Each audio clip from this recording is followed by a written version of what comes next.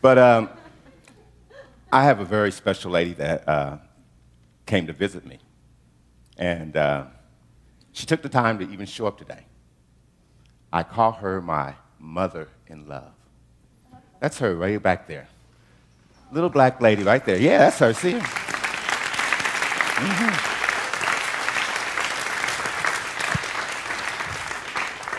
That's Miss Lucille Horton. She's 89 years old, and she's raised about 45 kids of other people's, and at least 7 of her own.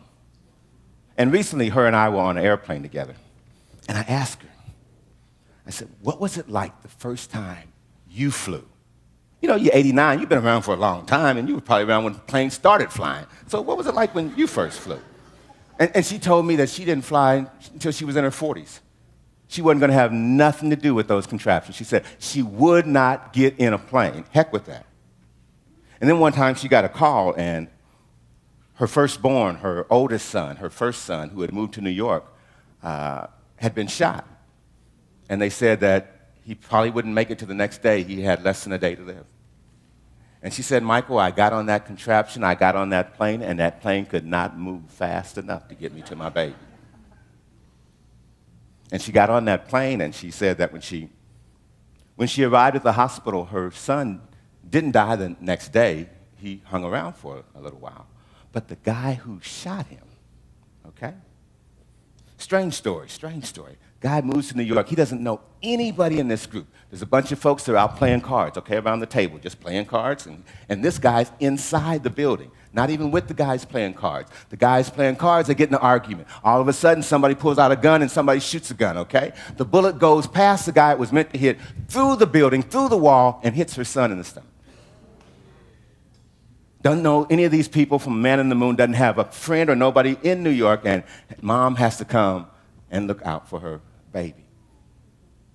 And of course, the guy who did the shooting, he loses his job, his world gets turned upside down, but she told me that every day for 11 weeks, that guy showed up at that bed from 7 o'clock in the morning to 8 o'clock, every day.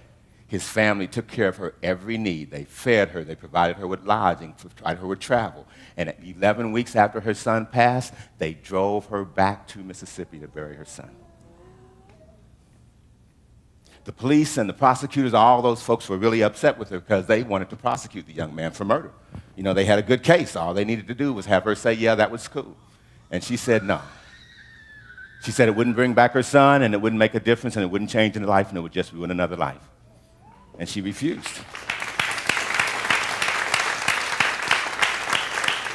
Now, I'm not talking about some folks way off in South Carolina that I don't know. I'm not talking about some people in another country. I'm talking about somebody right here, somebody that I can touch and see and breathe with, somebody that I can relate to.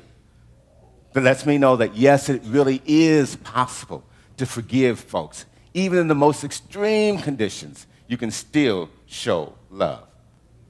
I've learned that the best default is love.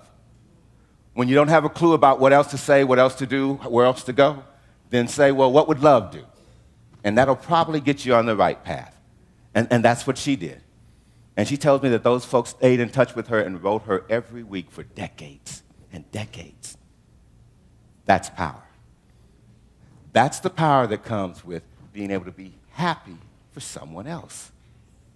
And when you're happy for someone else, then you become happy. It all works like that, guys. It all works in that kind of a circle, that kind of connection.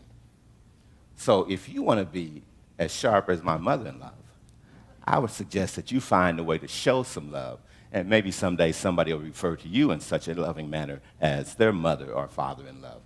Got it? So how about giving it up for my mother-in-law?